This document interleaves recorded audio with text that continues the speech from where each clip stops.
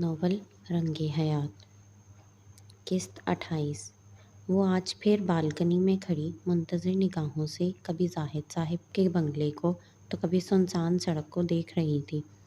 کچھ دنوں سے یہ اس کا مشغلہ بن چکا تھا کہ فارغ اوقات میں بالکنی میں کھڑے ہو کر اسی انتظار میں رہتی تھی کہ پھر سے اس دن والا لڑکا نظر آئے تو ابتہاج کے بارے میں معلوم کر سکے، لیکن ابھی تک ایسا کوئی اتفاق نہ ہوا تھا اور ان کے گھر جا کر معلوم کرنے کی اس میں ہمت نہیں ہو رہی تھی۔ 2 گھنٹے کے مسلسل انتظار کے بعد وہ مایوس ہو کر روم میں لوٹ آئی۔ وہ لڑکا ابتہاج کا کوئی دوست ہے یا رشتہ دار، یہ کیسے معلوم کروں؟ پتہ نہیں یہ لوگ گھر سے باہر نکلتے بھی ہیں یا بل میں ہی چھپے بیٹھے رہتے ہیں۔ اس نے منہ بناتے ہوئے نخوت سے کہا، آج یا تو ان کے گھر جا کر معلوم کرنا پڑے گا یا پھر۔ وہ کہتے ہوئے رکی، پھر کچھ سوچنے لگی۔ دماغ میں جھماکا سا ہوا، یا پھر اذان ہونے کا انتظار کرتی ہوں، آخر کو مسجد جانے کے لیے تو باہر نکلتے ہی ہوں گے۔ اوہ یس ردا، واٹ این آئیڈیا!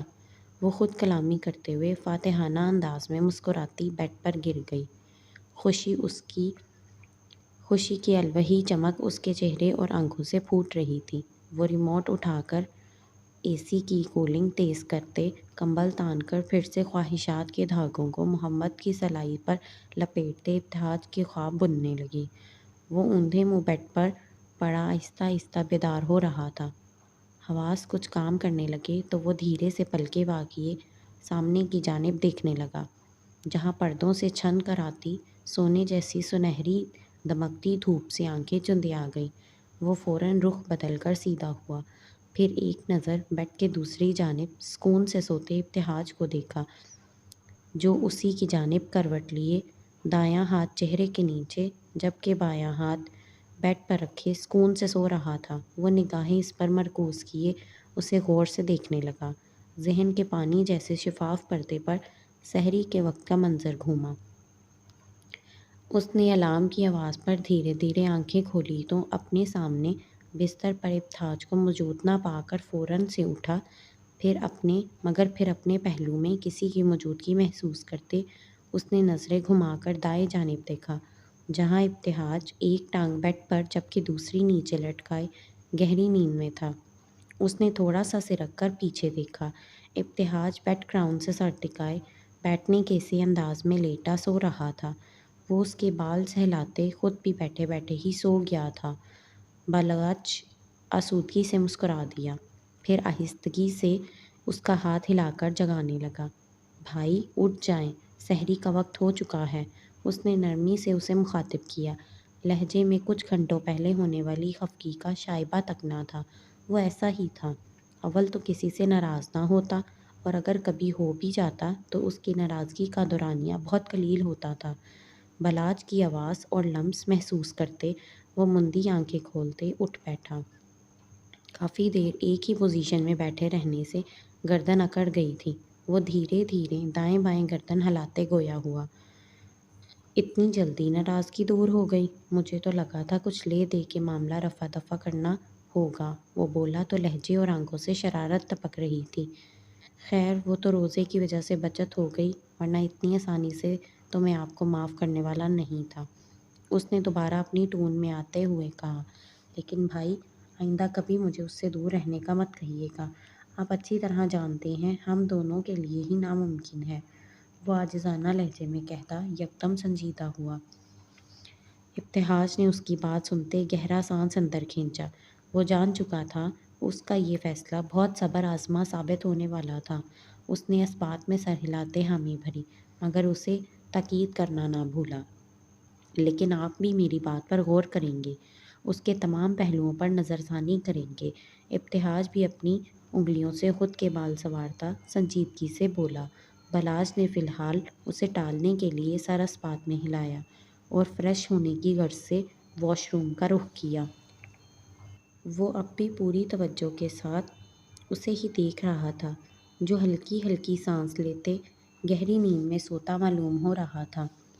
آپ سمجھتے ہیں بھائی میں کم عمر اور ناسمجھ ہوں، اس لیے آپ کی بات سمجھ نہیں پا رہا، مگر مجھے آپ کی بات کا مطلب اچھی طرح سے سمجھ آ گیا تھا۔ آپ مجھے زری سے دور رکھنا چاہتے ہیں۔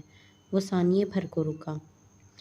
سوری، لیکن زری کے معاملے میں کچھ چیزیں میرے اختیار سے باہر ہیں اور کچھ باتیں ایسی ہیں جن سے آپ ابھی ناواقف ہیں، اس لیے میرا خاموش ہو جانا ہی فی الحال بہتر ہے، مگر اس سے دور رہنے کا تو سوال ہی پیدا نہیں ہوتا، اور نہ میں رہوں گا، پھر چاہے کوئی کچھ بھی کہے یا کچھ بھی سوچے، مجھے اس کی پرواہ نہیں، وہ ہلکی آواز میں کہتا، ابتہاج کے خوابیدہ وجود سے مخاطب تھا۔ اپنی بات مکمل کر کے وہ آہستہ سے بستر سے اٹھ کر کمرے سے باہر جانے لگا۔ وہ پہلی فرصت میں زرین سے ملنا چاہتا تھا، اس لیے بنا فریش ہوئے کمرے سے نکل گیا۔ اس کے قدم نچلے پورشن کی سمت بڑھنے لگے۔ اس کے کمرے سے نکلنے کے بعد ابتہاج نے اپنی آنکھیں کھولیں۔ اس کا ذہن بلاج کے کہے گئے جملوں میں کہیں اٹک کر رہ گیا تھا۔ وہ بلاج کے جاگنے سے پہلے ہی اٹھ چکا تھا، مگر آنکھیں بند کیے لیٹا ہوا تھا۔ وہ بھی مزید سونے کا ارادہ رکھتا تھا، مگر بلاج کے الفاظ اس کی نیند اڑا گئے تھے۔ وہ بھی بستر سے اٹھ کر بالکونی میں چلا گیا۔ چونکہ وہ جانتا تھا بلاج اتنی عجلت میں زرین کے پاس ہی گیا ہوگا، اور زرین ہمیشہ کی طرح لان میں پائی جاتی تھی۔ وہ دونوں بازو سینے پر لپیٹے سامنے دیکھنے لگا۔ وہ جلدی جلدی زینے پھلانگتا نیچے آیا۔ گھر کے تمام خواتین کچھ دیر پہلے تیار ہو کر آنے والے ڈریسز دیکھ رہی تھیں۔ علی نفیسہ بیگم کی گود میں سر رکھ کر لیٹا ان سب کو دیکھ رہا تھا۔ نور فاطمہ مہندی کے فنکشن کے لیے تیار ہو کر آیا اپنا لہنگا پہن کر سامنے کھڑی تھی۔ دیکھیں مامی کیسی لگ رہی ہوں؟ نور دائرے میں گھومتی ہوئی خوشی سے بولی۔ وہ کافی ایکسائٹڈ نظر آ رہی تھی۔ میں بتاؤں؟ علی کے کہنے پر اس نے سر اس بات میں ہلایا۔ وہ جو درگاہ پر لال، پیلے، گلابی رنگ کے کپڑے پہن کر آدمی گول گول گھوم رہے ہوتے ہیں نا، بالکل ان کے جیسی۔ اس کے چہک چہک کر کہنے پر بلاج کے منہ سے ہنسی کا فوارہ چھوٹا تھا۔ میں بھی ابھی یہی کہنے والا تھا، میرے منہ کی بات چھین لی، ہاں ہاں ہاں، وہ کہتے ہوئے پھر ہنسنے لگا۔ ان دونوں کی مذاق اڑانے پر نور کی خوشی دھول میں ملی۔ ماما آپ ان دونوں کو سمجھا دیں، فضول کچھ نہ بولیں، وہ روحانسی ہوتی تقریباً چیخ پڑی۔ علی ایسے نہیں کہتے، نفیسہ بیگم نے اسے نرمی سے ٹوک کر نور کو سراہا۔ ماشاءاللہ، ہماری نور تو بالکل شہزادی لگ رہی ہے، جس پر وہ ایک بار پھر سے کھلتی بلاج کو چراتی نظروں سے دیکھنے لگی۔ بلاج بھی اسے دیکھ کر کہتے آمنہ سے مخاطب ہوا۔ امّو زری سو رہی ہے یا پھر لان میں ہے؟ وہاں زرین کی غیر موجودگی پر وہ پوچھنے لگا، کیونکہ وہ زیادہ تر انہی دو جگہوں پر پائی جاتی تھی۔ روم میں تو نہیں ہے، لان میں ہوگی، کمرے سے باہر آتی نکھری نکھری سی شرمین نے اسے جواب دیا۔ رئیسہ بیگم کے اشارہ کرنے پر وہ ان کے پاس آ بیٹھی اور اپنے کپڑے دیکھنے لگی۔ بلاج سر ہلاتے باہر جانے لگا۔ بلاج پہلے فریش تو ہو جاؤ، ابھی تک آپ نے فیس واش بھی نہیں کیا۔ رئیسہ بیگم نے اسے ٹوکتے ہوئے پیچھے سے آواز لگائی۔ پہلے زرین سے مل لوں، وہ تیز آواز میں کہتے دروازہ عبور کر گیا۔ سامنے ہی زرین کرسی پر بیٹھی ڈائری پر جھکی کل کی تمام رویداد لکھ رہی تھی۔ بلاج دبے پاؤں چلتے ہوئے اس کے عقب میں آ کھڑا ہوا اور اسے کندھوں سے تھام کر مخاطب کیا۔ کیا کر رہی ہو؟ اس کا لمس محسوس کرتے زرین خفیف سا مسکرا دی۔ وہ کہتے ہوئے اس کے برابر والی کرسی پر آ بیٹھا۔ زرین ڈائری بند کر کے اس کی طرف متوجہ ہوئی۔ کچھ خاص نہیں، اس نے چہرے پر آتے بالوں کو کان کے پیچھے کیا۔ زری ایک بات پوچھوں؟ اس نے بات کا آغاز کرنے سے پہلے اجازت طلب کی۔ تم کب سے اجازت لینے لگے؟ زرین نے ہنستے ہوئے کہا، کل رات تم اتنی پریشان کیوں تھی؟ کیا کچھ ہوا تھا؟ وہ اس کا سوال نظر انداز کرتے دوبارہ سوال کر بیٹھا۔ اس کے سوال پر زرین کی مسکراہٹ یکدم سکڑی، مگر وہ لمحے بھر میں خود کو سنبھالتی پھر سے مسکراتے ہوئے کہنے لگی، میں نے کیوں پریشان ہونا تھا؟ وہ تو بس آنکھ میں کچھ چلا گیا تھا، اس وجہ سے آنکھ ہی نہیں کھل رہی تھی۔ میں آنکھ دھونے کے لیے بھاگی تھی، تم بھی پریشان ہو گئے۔ وہ اسے آگاہ کرتے دلاسا دیتی استفہامیہ نگاہوں سے دیکھنے لگی۔ کل رات بھائی اور آپی والے بھی پریشان ہو گئے تھے، ویسے تمہیں کیسے پتہ چلا؟ اور بھائی کو بھی؟ کیونکہ ہم نے تمہیں پاگلوں کی طرح بھاگتے دیکھا تھا۔ اس نے دونوں آئی برو اوپر اٹھاتے ہوئے کہا۔ کیا واقعی صرف یہی بات تھی؟ جانے کیوں اسے زرین کی بات پر یقین سا نہ آیا۔ اس کی کل رات والی حالت تو کچھ اور ہی کہانی بیان کر رہی تھی، اس لیے اس سے پوچھ بیٹھا۔ ہاں ہاں، زرین نے بڑے مزے سے ٹھنڈے ٹھار لہجے میں کہا اور کرسی کی پشت سے ٹیک لگا کر بیٹھ گئی۔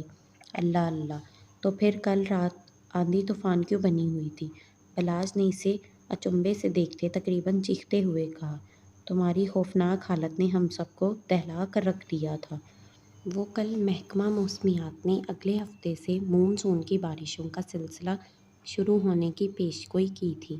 اب اس سے پہلے آندھی طوفان تو آتے ہیں، بس اسی کی ایک چھوٹی سی جھلک دکھائی تھی تاکہ آپ خبردار ہو جائیں اور بڑے نقصان سے بچ سکیں۔ اس نے مسکراہٹ دباتے آنکھیں پٹ پٹا کر کہا اور اس کے انداز پر بلاج کا دل چاہا کہ اپنا سر پیٹ لے۔ اس نے حصے میں اپنے دانت پیستے ہوئے کہا، کل رات تمہاری اری رنگت اور خاص مختل دیکھ کر میں کتنا پریشان ہوا تھا، تمہیں اندازہ بھی ہے؟ پوری رات کانٹوں پر گزری کہ کب صبح ہو تاکہ تمہارے احوال پوچھ سکوں، اور تم ہمیں بے سکون کر کے اب اتنے مزے سے بتا رہی ہو کہ کچھ ہوا ہی نہیں تھا۔ وہ لہجے میں فکر سموئے کہتا بات کے اختتام پر رخ موڑ گیا۔ اچھا، اگر اتنا پریشان ہو رہے تھے تو رات میں ہی خیریت معلوم کر لیتے، کم از کم تمہاری رات کانٹوں پر تو نہ گزرتی۔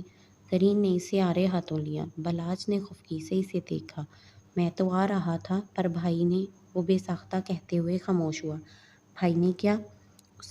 اس کے اچانک خاموش ہونے پر زرین نے استفسار کیا۔ بھائی نے کہا، زرین کو سچ میں احمد ہاؤس کا جن نظر آ گیا ہوگا، کسی پھول کی جگہ، اس لیے اس کی سیٹی گم ہو گئی ہے۔ ابھی اس کے پاس نہیں جاؤ، ورنہ آپ کو دوبارہ سامنے دیکھ کر رہے سہے خواص بھی کھو بیٹھے گی۔ اس نے فوراً سے بات سنبھالی اور کہہ کر شرارت سے مسکرا دیا۔ زرین نے ڈائری اٹھا کر اس کے کندھے پر ماری تو وہ اور کھلکھلا کر ہنسنے لگا۔ زرین نے اسے ہنستا دیکھ کر اس کے بکھرے بال اور بکھیر دیے تو بدلے میں بلاج نے بھی اس کے ذرا سے بال کھینچے اور بالکنی میں ہاتھ باندھ کر کھڑے ابتہاج نے انہیں یوں دیکھ ضبط سے ریلنگ تھامی۔ آؤچ! زرین نے سر میں اٹھتے میٹھے سے درد پر کراہتے اس کے کندھے پر ایک ہاتھ جڑ دیا۔ بلاج نے متفکر ہو کر جلدی سے ہاتھ بڑھا کر متاثرہ حصے پر آہستہ آہستہ انگلیاں مسلتے گویا اس کے درد کو کم کرنا چاہا۔ میں ٹھیک ہوں۔ زرین نے اس کا ہاتھ پکڑ کر نیچے کیا۔ ابتہاج کی گرفت ریلنگ پر مزید سخت ہوئی۔ وہ گہرے گہرے سانس لیتا اپنے اندر اٹھتا اشتعال کم کرنے لگا۔ ان دونوں کی فرینکنس دیکھ کر آج کل اسے کیوں اتنا غصہ آنے لگا تھا؟ کیا وہ ان سے جیلس ہو رہا تھا؟ وہ مضطرب سا ہوتا اپنی ہی کیفیت سے انجان تھا۔ اچھا بات سنو، تمہارے پاس کچھ پیسے ہوں گے؟ بلاج نے اسے پھر سے نارمل ہوتے دیکھ کر کہا۔ ہاں، پڑے ہیں کچھ پیسے، تمہیں چاہیے؟ زرین نے تائید کرتے سوال کیا۔ ہاں، مجھے چاہیے۔ وہ میری نظر میں کچھ ایسے ضرورت مند لوگ ہیں جنہیں کپڑوں کی اشد ضرورت ہے۔ میں نے ان کے کچھ جوڑے تیار کروائے ہیں، تھوڑے سے پیسے کم پڑ گئے، اگر تم دے سکو تو۔ ہاں، لے لینا، بے شک۔ کسی کی مدد کرنا تو اچھی بات ہے، مگر کیا اس بارے میں گھر میں کسی کو معلوم ہے؟ زرین نے حامی بھرتے اس سے پوچھا۔ نہیں، اور بتانا بھی مت، میں صرف تم سے شیئر کر رہا ہوں کیونکہ تم تو میری پارٹنر ہو نا۔ بلاج نے اسے تنبیہ کی۔ ٹھیک ہے، نہیں بتا رہی، پر تمہیں کم از کم بڑے پاپا یا خالہ جان کو تو بتانا چاہیے۔ وقت آنے پر بتا دوں گا، فی الحال تم کسی کو نہیں بتاؤ گی، اور اٹھو اندر چلو، یہاں بہت گرمی ہے۔ بلاج اسے کہتا اٹھ کھڑا ہوا۔ زرین بھی سر ہلاتی اس کے ساتھ اٹھی۔ آج مطلع آبر آلود تھا، جس کی وجہ سے دھوپ نہیں نکلی تھی، مگر وقت گزرنے کے ساتھ ساتھ ہوس بڑھتی جا رہی تھی۔ وہ ڈائری ہاتھ میں تھامے اس کے ساتھ چلنے لگی۔ سامنے بالکنی میں کھڑے ابتہاج کو وہ دونوں ہی دیکھ چکے تھے، جو انہی کی طرف دیکھ رہا تھا۔ زرین اسے دیکھ کر فوراً سر جھکا گئی، جبکہ بلاج اس کے پتھریلے تاثرات دیکھ کر ایک لمحے کو جذبس ہوا، مگر پھر دنیا بھر کی معصومیت چہرے پر سجائے اس کی طرف مسکراہٹ اچھالتا نامحسوس انداز میں زرین سے 2 قدم پیچھے ہوتا اندر کی جانب بھرا۔ ابتہاج فقط مٹھیاں بھینج کر رہ گیا۔ ابتہاج کے سپنے بنتے بنتے کب اس کی آنکھ لگی، ردا کو معلوم نہ ہو سکا۔ اب بھی ٹاؤن کی کسی قریبی مسجد سے آتی اذان کی آواز پر اس کی آنکھ کھلی۔ وہ جلدی سے میٹھی نیند کا نرم چولا خود سے اتار کر دور پھینکتی بالکنی میں آئی۔ شام کے زردی سائے آسمان پر پھیلے ہوئے تھے۔ ایک آدھ بادل کا نرم و سفید ٹکڑا فضا میں تیرتا دکھائی دیا۔ یہ عصر کا وقت تھا۔ اوہ، میں اتنی دیر تک سوتی رہی تھی، اس نے اپنا سر تھامتے ہوئے کہا، اور زاہد صاحب کے گھر کے گیٹ پر نظریں جمائے پھر منتظر نگاہوں سے دیکھنے لگی۔ کچھ دیر بعد ہی اسے اس لڑکے کے ساتھ ایک اور لڑکا گھر سے نکلتا ہوا دکھائی دیا۔ انہیں دیکھتے ہی وہ سیدھی کھڑی ہوئی تھی اور ہاتھ سے اپنے بال سنوارتی ان سے بات کرنے کے لیے خود کو تیار کرنے لگی۔ احمد اور احد اپنی ہی دھن میں چلے جا رہے تھے کہ اوپر سے آتی آواز پر ان کے چلتے قدم رک گئے۔ سنو، ردا نے تیز آواز میں چیختے انہیں مخاطب کیا۔ اس آواز پر ان دونوں نے چہرہ اٹھا کر بنگلے کی دوسری منزل پر بنی بالکنی میں ریلنگ کے ساتھ لگ کر کھڑی لڑکی کی جانب دیکھا، جو دھوپ کے باعث اپنے دونوں ہاتھ پیشانی سے ٹکا کر آنکھوں پر سایہ کیے ہوئے تھی۔ مجھے تم سے بات کرنی ہے، 1 منٹ ویٹ کرو، میں نیچے آتی ہوں۔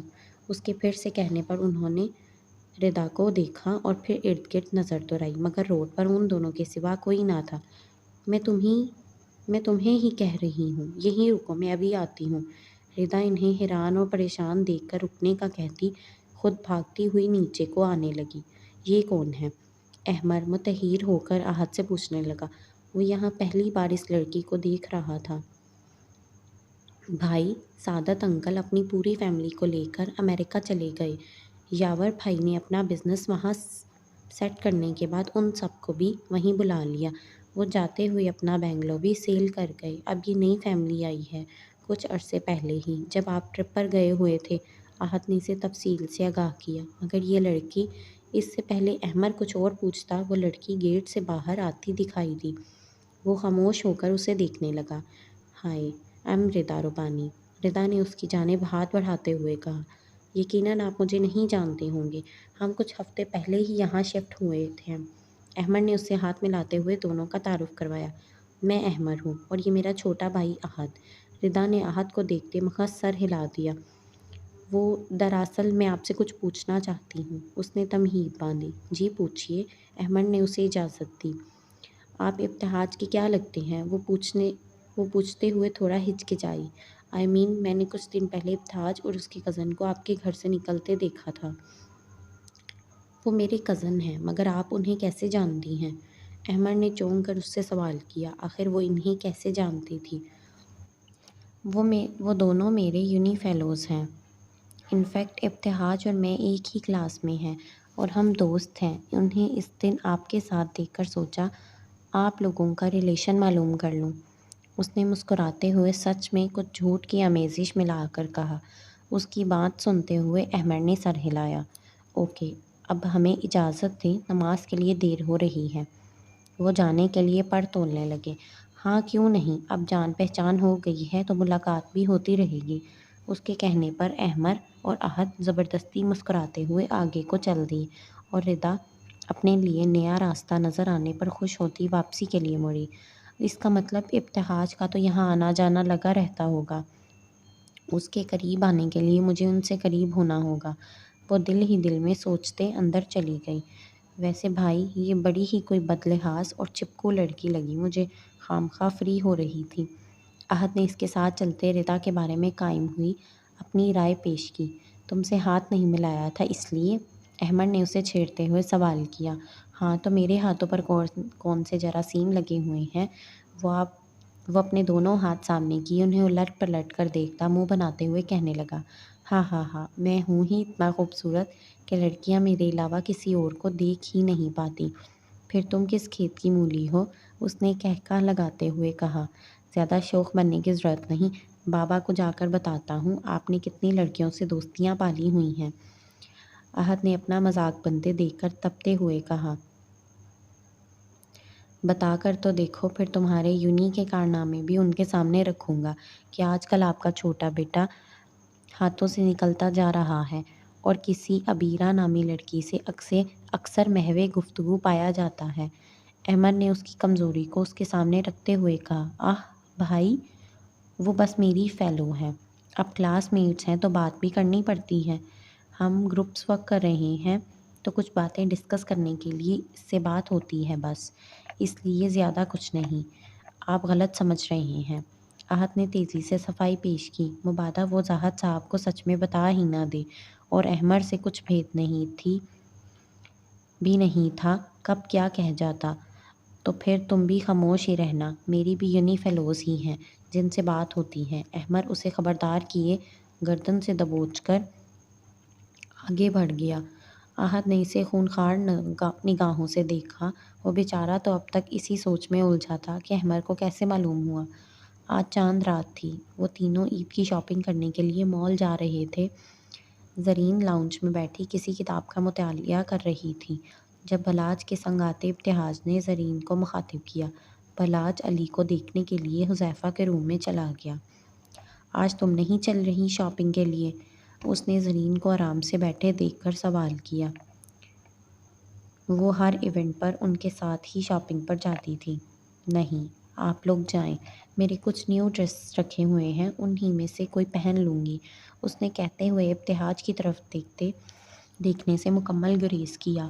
اسے دیکھنے کی چاہ دل میں شدت سے سر اٹھانے لگی، اپنے پھر سے بہتے جذبات پر بند باندھنے لگی۔ وہ پچھلے 3 دن سے مسلسل خود کو روکنے کی کوشش میں کبھی کبھی ہلکان ہوتی، بے بسی سے رو پڑتی، بلکہ اوپر اٹھنے پر زور لگا رہی تھی، اور وہ انہیں ایسا کرنے سے روکنے کے لیے وہ جلدی سے لا حول ولا قوت کا ورد کرنے لگی۔ اسے ڈر تھا کہ شیطان پھر اس پر حاوی ہو کر اسے بہکا نہ دے۔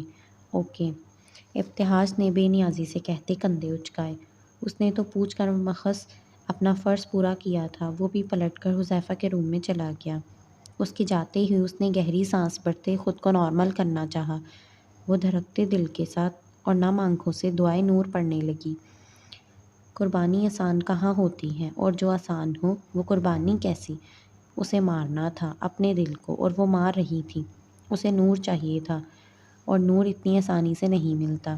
تنہا کئی کوسوں کے تنگ و تاریک سفر کے بعد اپنی خواہشات کا قتل اپنے ہاتھوں کر کے اس پر صبر کرنے اور اللہ کی مشیت پر راضی رہتے ہوئے اس خدائے حقیقی کا شکر بجا لانے کے بعد کہیں جا کر اللہ کا نور ملتا ہے۔ جاری ہے۔ قسط پڑھ کر ریویو دینا نہ بھولیے۔ شکریہ۔